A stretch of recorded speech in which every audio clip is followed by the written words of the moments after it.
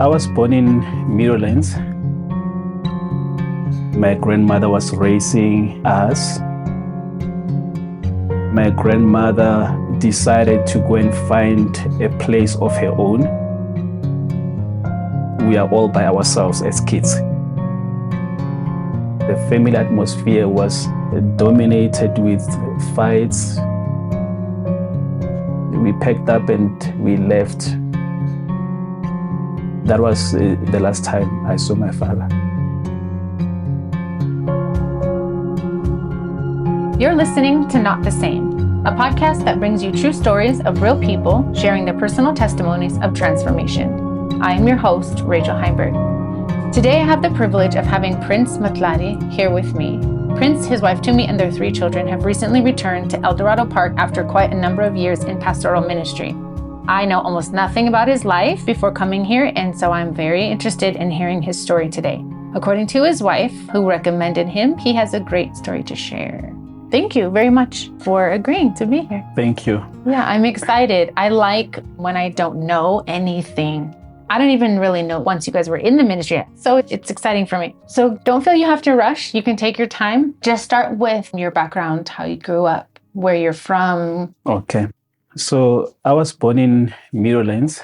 At home, we are 5 of us. I've got 3 sisters and 1 younger brother. I'm the 4th born. So around maybe the age of 4, my mother moved me to Hammanskraal.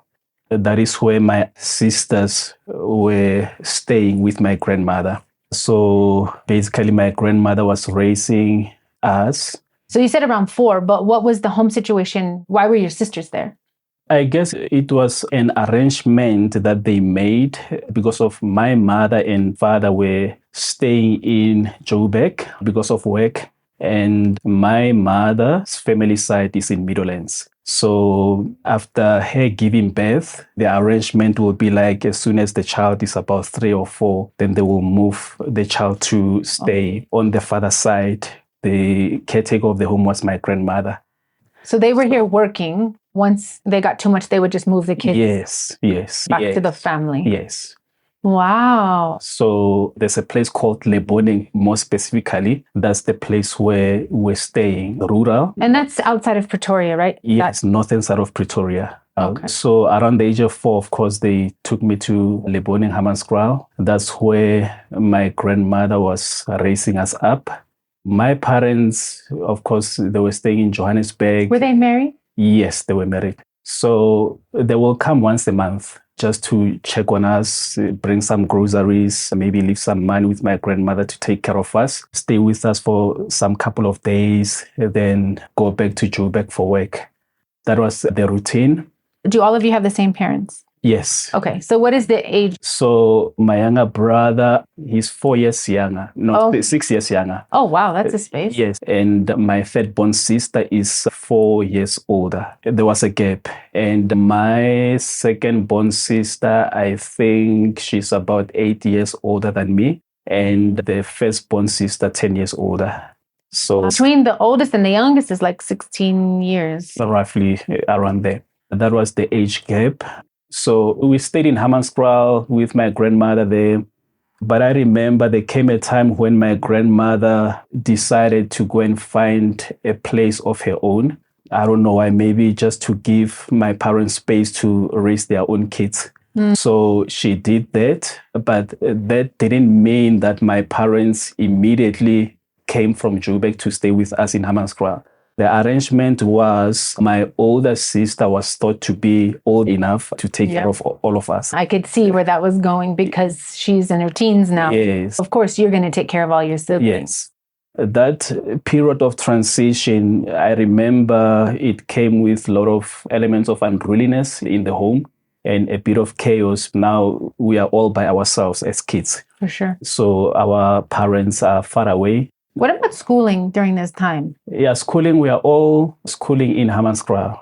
But as for me, I think I was still young for school. I think I was about 5 years old or somewhere there. It became chaotic a bit. I remember, for example, my 2nd born sister she just quit school in the process of this transition period, and she will disappear for weeks, maybe 3 weeks or so. Then she will pop in, then after some time disappear again.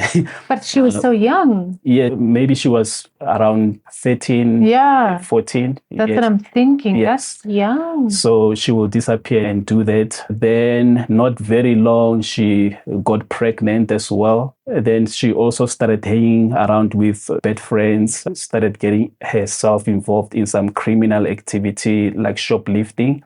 They will go to Pretoria and shoplift there, bring some items, sell them cheap in the area. Yeah. She even got arrested at some stage. She spent just over a year in prison. So when she had the baby, what happened to that baby? She had to leave the baby with us as siblings. Now your Yes. oldest sister is now taking care of The you baby. plus the baby. Yes. And actually, in the process, after a year, when she came back, the baby passed away. The situation was a bit unruly, chaotic in the home because of its only siblings. Do you remember what happened? What happened was, I'm told, we didn't have electricity. Yeah. So we used candles, and it's a stove, but it uses paraffin. Yeah. Yeah. So we used to use a transparent bottle to go and buy paraffin. And of course, paraffin is the same color as water. Yeah. So the child, being thirsty, she drank paraffin thinking it's water.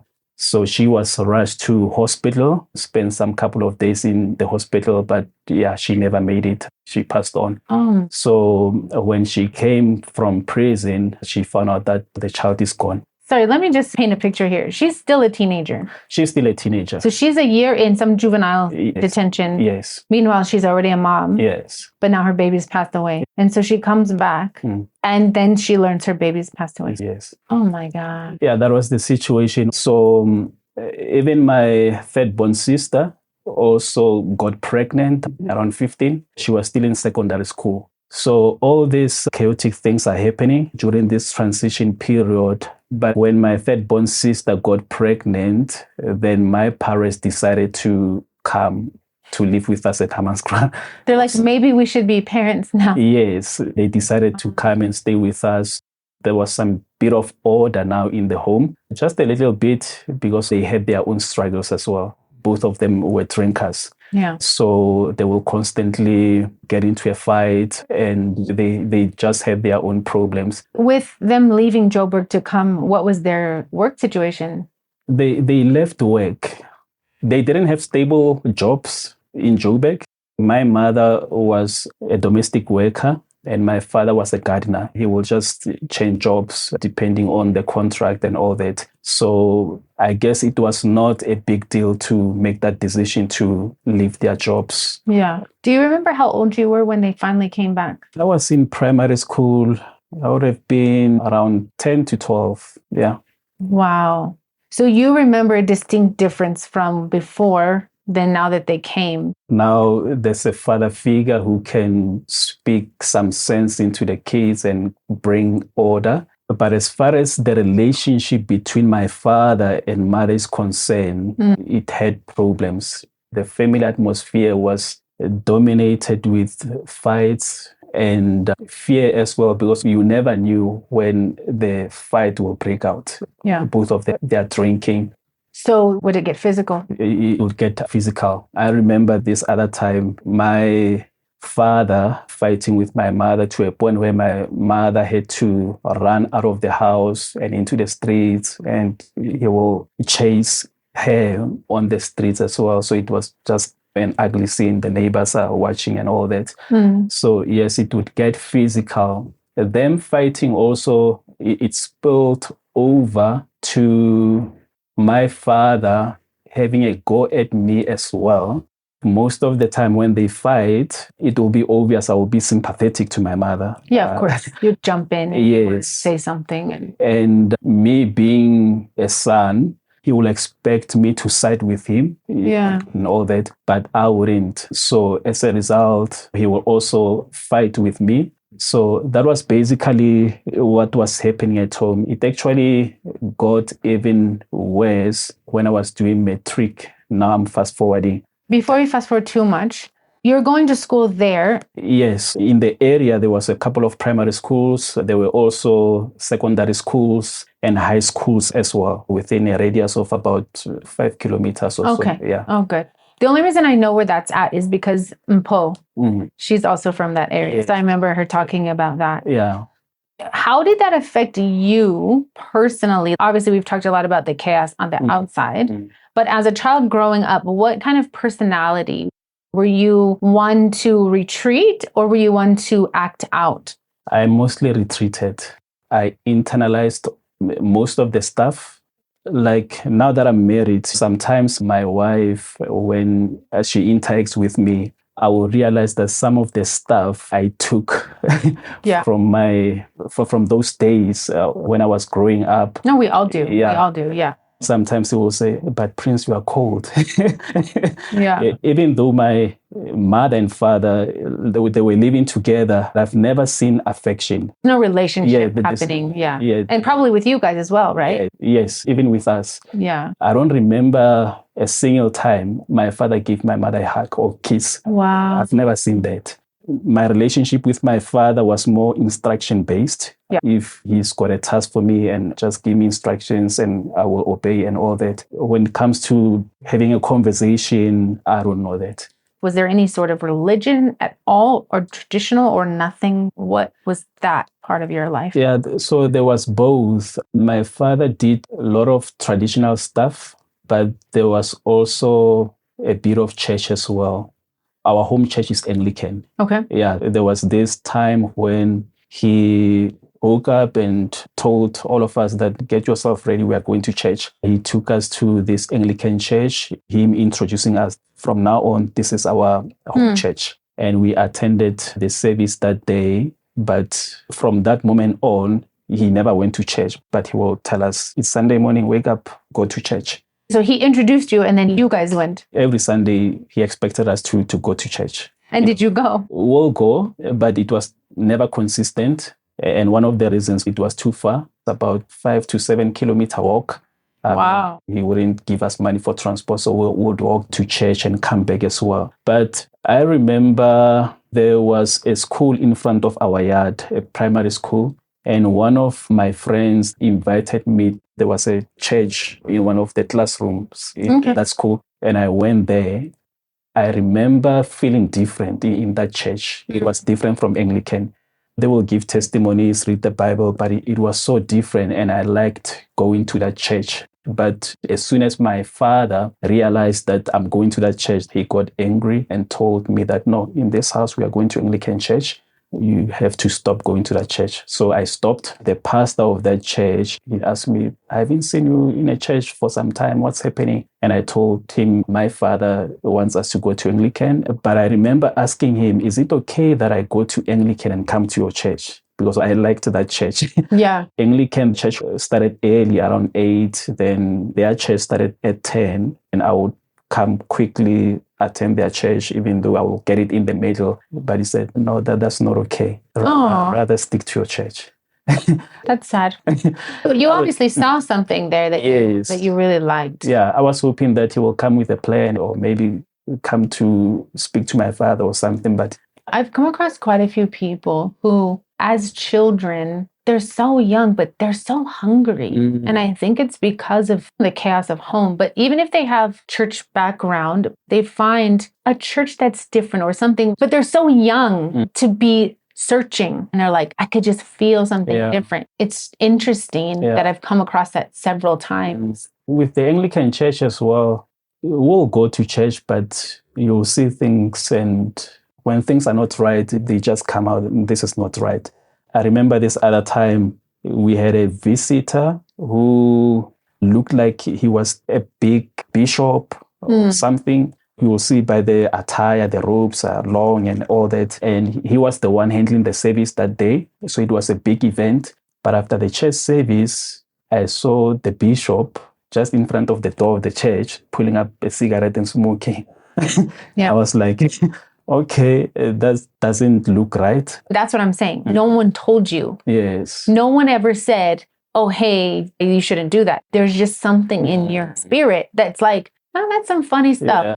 kids see that and they know when things aren't right, even if they don't know why. I just think that's so interesting. So what about school? Did you ever get in trouble because of the things at home, or did you ever look to fill what you were searching for, or were you just a pretty decent? With school, I just went to school just to study. I never really got into trouble at school. I was never a person who will do crazy stuff at school. I would just go to school for the sake of studying. Okay. And in the midst of all that, I did well at school. Good. Yeah, school, maybe the motivating factor was looking at the situation at home, that if you are going to have a different life than this, you really need to put some effort in your education. Yeah. And thinking to myself that maybe one day I will help to contribute, help my mother to improve her situation. Yeah, for sure. So you said something changed at matric. You said it shifted again. Yes. So the relationship between my father and mother, it escalated, it got worse. And their relationship was getting worse. It spilled over into my relationship with my father. Yeah. They will fight a lot. And me siding with my mother will sour my relationship with my father. I remember this other time, my mother was going through some difficult stuff. There was no money or something. So I took it upon myself to go to my father's work. Maybe that was not a good idea, but I did it. And I spoke to his superiors at work, trying to explain the situation at home. Maybe if they can speak to my father, he will play his role as a father. Was it a situation where he was taking the money and drinking it and not providing? There was too much lack at home. I thought I should do something about it. But of course, it got him crossed. From that moment onwards, our relationship just spiraled. We couldn't talk for a long time. He will threaten me, 2 specific threats that I remember. There was a big house where my parents were sleeping, and there was a shack on the side, the same yard. Then the kids will sleep in the shack. He said, I will wait for you to sleep and set your room on fire, and I'll burn you alive. Of course, him saying that, it causes you to always look at your back. You are sleeping with one eye, but there's no rest. Because there's no rest. Yeah. You are always afraid if maybe something could happen. Another threat, I remember him telling me, so in our area, we used to have these people who will just be mentally disturbed, crazy people. A lot of them, I don't know why, but we used to have that a lot. I remember him saying, Prince, I have the ability to cause you to become like one of those. I knew he was referring to witchcraft. Because in our area, that was common. That year, it gotten worse to a point where when I finished the matric exams, one day after my father leaving for work, I saw this big truck coming in to the yard. And then my mother told me and my younger brother, pack up whatever, furniture, clothes and whatever, pack up with the truck. We are leaving. We are going to Middlelands. We started packing up. Your dad's away at work? Yeah. Okay. He's at work. We are busy picking up. We are trying to finish as quick as possible so that by the time he comes from work, we are all gone. And it's all of you? So at that time, my sisters, they were living in Joburg. They have their own jobs and so forth. We packed up and we left for Johannesburg. That was the last time I saw my father. So it happened that way. Wow. Take a second. That's pretty heavy. So we had, after some time, I think 2 years after that, my mother received some news that he disappeared. So she took some steps to report he's missing to the police, the newspapers, that there is this missing person. But until this day, no one knows. Wow. So in the area, he went missing. The police, did they try to locate him? My mother tried to look for him because of the area where we're staying. There's a lot of Matladis. It's difficult to just disappear and no one knows your whereabouts. There's a lot of relatives and family connections in that area. Obviously, when the news broke, not only my mother, but also my relatives went into a search, but he was never found until this day. So we basically don't know what happened to him. He just disappeared. Even the house where we used to stay, it was just abandoned like that. One hopes that he's still alive somewhere, but nobody knows. How many years has it been? When we left, that was the year 2000. That was 18. So for the last 25 years, no word. No word. That's pretty heavy. It's pretty rough. Yeah. The unknown, I think, sometimes is worse than just something. So that was the situation. And so in that time frame, once you guys got to Joburg, you were done with school. Did you try to find a job, or how did your life change once you got here? So when we got here, of course, I've just finished my matric exams. The results came out and I found out that I've passed. So I was not so much interested in finding a job because I used to have this mind that I want to play a role in my family to change the situation. I wanted to go to university. So one day I just decided, I think I had 20-something rands, but it was just enough money to buy a train ticket to Pretoria. So I bought a train ticket, just said, I hear that there's this university, Pretoria. I'm just going to check it out and just give them my results and we'll see what happens. So I did that, gave them my results. And then they said, okay, no, your results are good. They will enroll you. So I was registered there at the University of Pretoria. Who was going to pay? We're missing this. It's not free, I know. I didn't think of all that. I just went. I really like the initiative. I just went, and I remember there was a registration fee. I called my sister. My sister paid that registration fee for me. The rest of the years, there was this financial assistance in the university that you could apply for. Then I applied for that. They assisted me with my fees for all the years that I was there. Did you finish? Yes, I finished. How many years? 5 years in the university. I did my undergraduate degree. Then I went to do my honors as well. What was your degree? What were you aiming for? So I was studying Bachelor of Administration in International Relations. Oh. Then Bachelor of Administration in Public Management. That's great. We haven't even got to salvation yet, but you really tried to make something of yourself given your circumstances. You could have been a statistic and you could have just been a dropout, or you could have used your family life as an excuse to do whatever. Your sisters didn't fare so well. Obviously, they seem like they're victims of circumstance.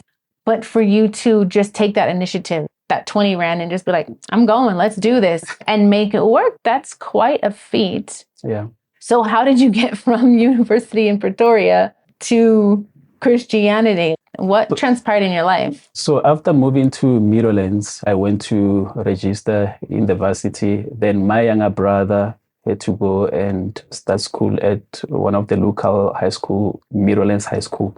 There was a church next to his school, the Porter's House Christian Church. There was a tent there. So he sees this tent all the time and people are talking about this tent. And he just decides, let me go and check it out. He goes there, he gets saved. And he's young. Yeah, he's young. We are 6 years apart. Okay. I was 18, then he was 12. Wow. Yeah. So he got saved during the school holidays, June. I come back from home just to visit. I hear him, he has gotten saved. He was radically saved to hold Bible studies in our house. Wow. Just reading the Bible, witnessing to us. I'll go with him to church, but I never really got saved. I was in sin myself. I was not willing to let go of my sin, but he will witness to me when I come home for holidays, invite me to church. And he did that for a period of these 5 years. Every time I'll come home, he'll invite me to church, witness to me. I was just too much into my sin. So when you say into your sin, what do you mean? What didn't you want to let go of? So the main bondage was fornication, just sleeping around with girls. Living university life, just enjoying life. Yes. Did you used to drink and party? Drinking, I remember I drank when I was in high school. So I remember we went to this trip. All my high school friends contributed some money. We are going to this, I can't remember the place, but it was somewhere in Pretoria. And we bought alcohol, all kinds of alcohol. I remember the taxi driver, he went to this car wash to wash the taxi. I remember I was drinking, I was dancing as they are washing the taxi. It was the morning hours around 10. The next thing, it's night. They are waking me up in the taxi. Wow. Well, what happened between there and then, I can't remember. So I was like, I've contributed all this money. And you don't even remember anything. We are on our way back home. From that moment on, I hated myself. I said, now, if that's what drinking does to you, and maybe that's not for me. You're just living the South African dream. Yes. And so you weren't ready to... Yeah, no, I was not ready to get saved. Though that sinful life, it was painful as well. If you see the destruction it does also to innocent people. So I was in a relationship with this girl. I remember I got her pregnant. She breaks the news to me and I'm like, I'm studying here in the university. My mother, if she hears this, it's gonna just disappoint her and all that. Then I asked the girl, no, let's do abortion. She never wanted to do it, but I convinced her. She did abortion, unfortunately. Maybe 2 years after that, I was in a relationship with another girl, a different girl. She got pregnant, but this time she confessed to me that I'm not the father, this guy that she was seeing. But I was not willing to allow the pregnancy to make us break up. So I also convinced her, let's do abortion. So she did it. That was bad. Yeah. During this time, I've got a friend. He's not a Christian, but he's got a Bible inside his bag. I don't know why. For some reason, he had a Bible. He's staying in Mabopan, that's also northern Pretoria, but it's too far to travel all the time to the campus. So at times he will ask me if he could stay with me for some time, more especially if we are writing tests or exams or something. I was staying not far from the university student residence. This other time I said, it's fine, you can stay with me. Then after a week or so, he leaves, then he forgets his Bible in my room. So now there is this Bible that I'm constantly seeing in my room, but I'm afraid to open it because I know what it stands for and the kind of life that I'm living. But finally, I just decided, let me just read this Bible. So I'm starting to read this Bible. I realized that this is not like any other book. I was reading lots of books. Of course, I'm studying, but this book was different.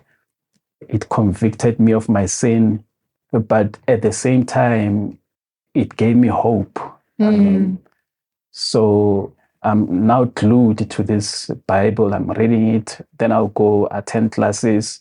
Then I will be eager after classes to go back to my room to continue reading the Bible. So I keep on reading this Bible and began to challenge me. And I'm starting to make decisions. I'm realizing that, no, I need to change. Even my friends were starting to see these changes. Like I used to love rock and pop. I had these CD collections of rock and pop. Now, as I will try to listen to my music collection, there will be friction. The lyrics in the music and the words that I was reading in the Bible, I feel that these words are wrong. I remember taking all my CD collections, giving them away to my friends. And actually, one of my friends was shocked because those were expensive CDs. Yeah. And who does that? Who just randomly gives all their nice music away? They were probably like, what's wrong with this guy? He's losing it. What's happening? So I'm like, no, I don't feel them anymore. You can take them. I'm not telling them that I'm reading the Bible. Yeah. I'm just, no, you can have them. We also used to have this TV room where all the students will go and watch movies and stuff. I will be in the TV room and I'll see stuff playing there and I wouldn't be able to stomach them. And I will leave the TV room.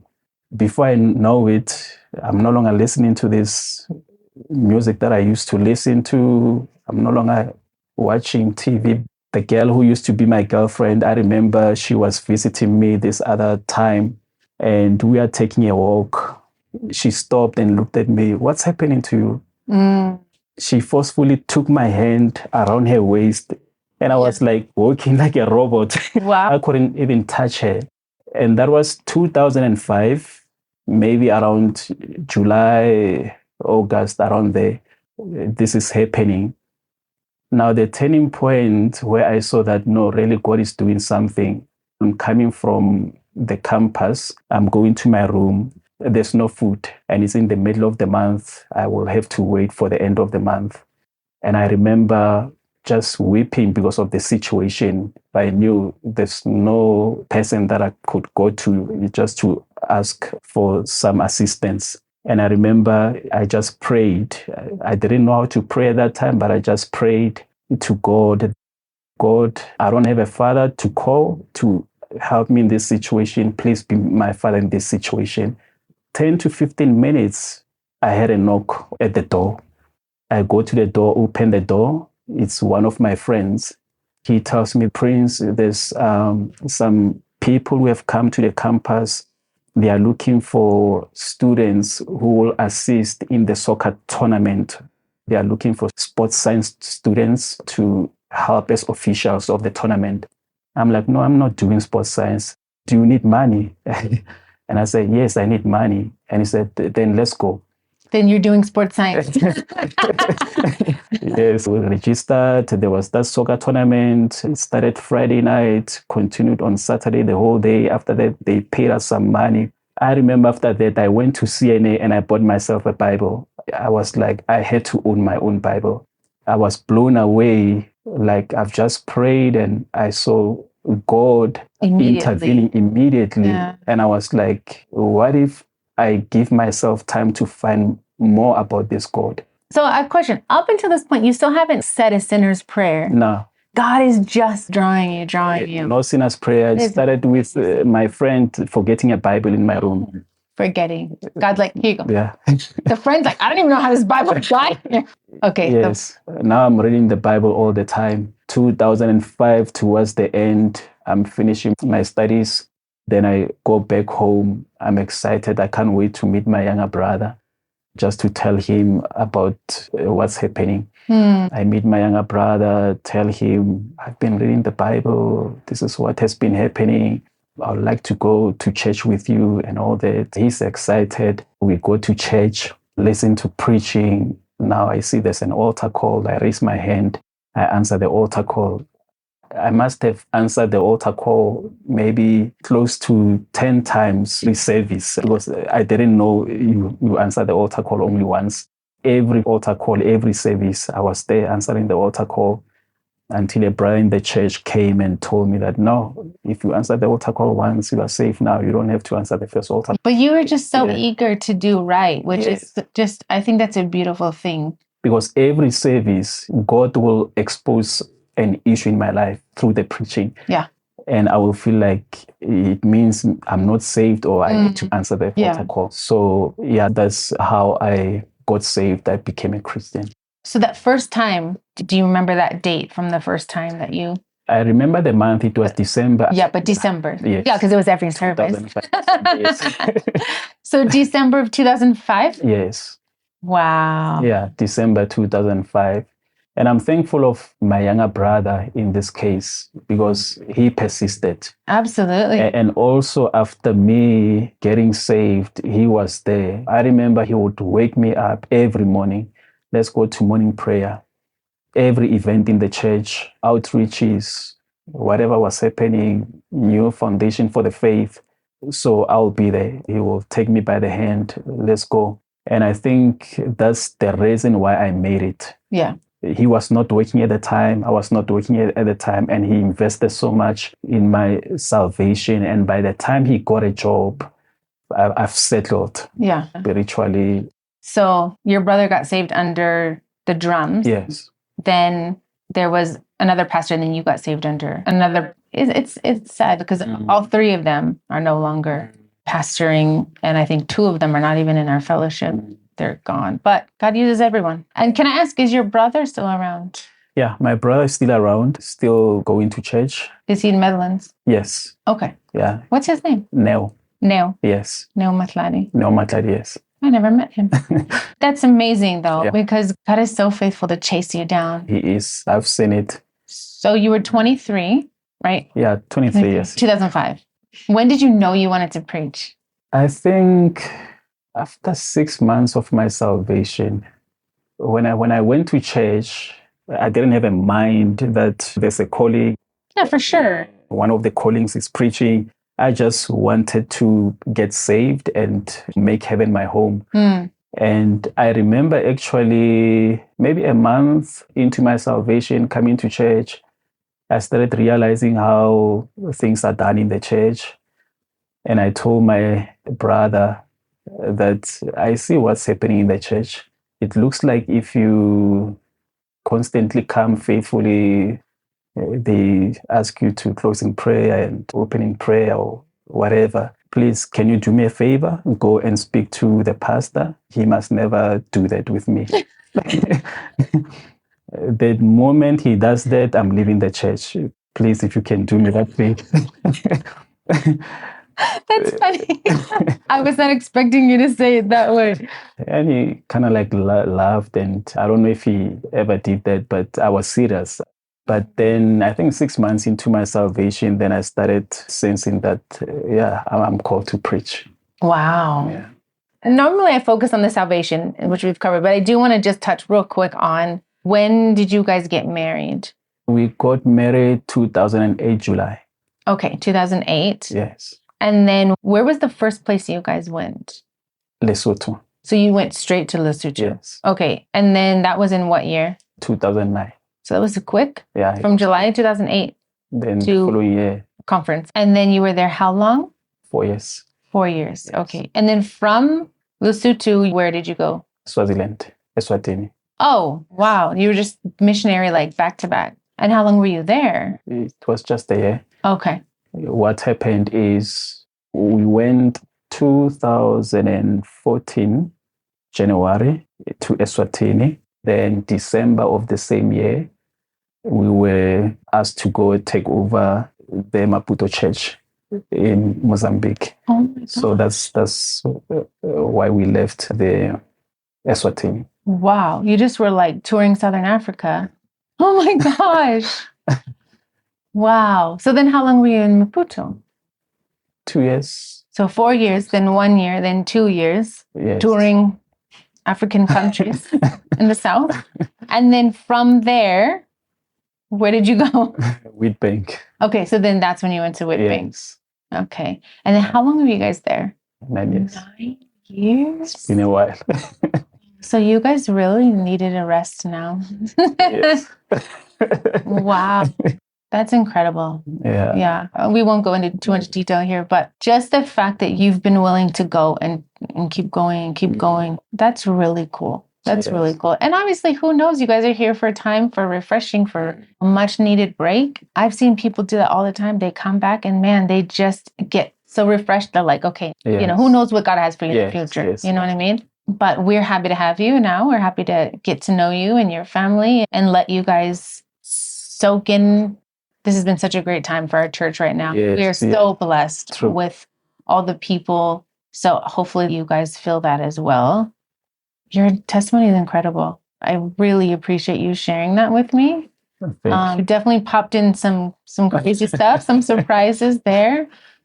I know it's not always easy to share, especially some intimate things, or sometimes we feel like ashamed. But I always tell people, listen, sinners sin. That's what they do. Yes, it's wrong, but we're all sinners. So when sinners sin, it shouldn't shock us. It shouldn't be like, oh, you sin. It's like, that's what we do until we're Christians. Mm. So I think sharing those difficult things only encourages other people. Hey, we're all from somewhere. We've all done something. Look at that. Like God went to so many lengths to just draw you in an incredible way. Not everyone has that kind of experience. God was like changing you before you surrendered even. Yeah. What an incredible thing to just look back and reflect. Yeah. And like God chased you down. No, it did. He's like, yeah, Prince, whatever your plans are, I got different ones for you. And see what happens next. But I really appreciate you sharing. Yeah, no, that. Thank you. If you want to leave us with something, I don't know if there's anything you want to say or something significant or even something that's encouraging, just whatever. If there's something that's on your heart you would like to share with people listening that might encourage them, please. Yeah. I would focus my last words on people who are already saved, and you are reaching out to those that are not saved, like my brother, he was doing in my life. It took 5 years. That requires a lot of patience and persistence. Keep on reaching out. Sometimes we witness to somebody, they don't get saved, and after some time we give up on them. Yeah. You will never know what God is doing behind the scenes. My brother was praying for me even when I didn't want to respond. And God was making ways behind the scenes to do what he couldn't do. And in the end, God saved.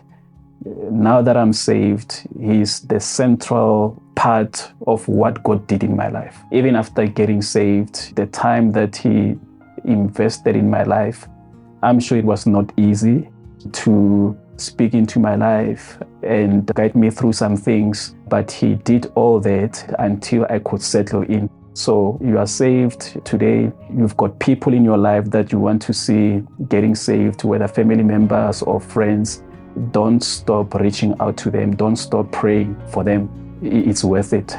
Yeah, absolutely. As evidenced by your story, Yes. You just never know what God's doing behind the scenes. You never know. We can feel discouraged sometimes, but that's great. That's great. What a testimony to his faithfulness too. That's incredible that he just kept pushing and never knowing that now your whole life and the lives of all the people that you've pastored, like their lives have changed because of your brother. We don't always see past that person. Man, I just want them to be saved, but never mind what God's going to do in their life. It is very powerful to not give up. I want to take this time to say thank you to my listeners. Without a listener, the story can't be heard. If you would like to contact me with questions, comments, or ideas, you can do so through the podcast email, notthesame.cfm@gmail.com. Take a moment to rate and review on whichever platform you're using. Please like, subscribe, follow, and above all, share this story with someone. Last but not least, I encourage you to take a moment and examine yourself. If you are not a Christian, or perhaps are unsure, you can be. The Bible tells us that out of pure love, God sent his only son to die for our sin.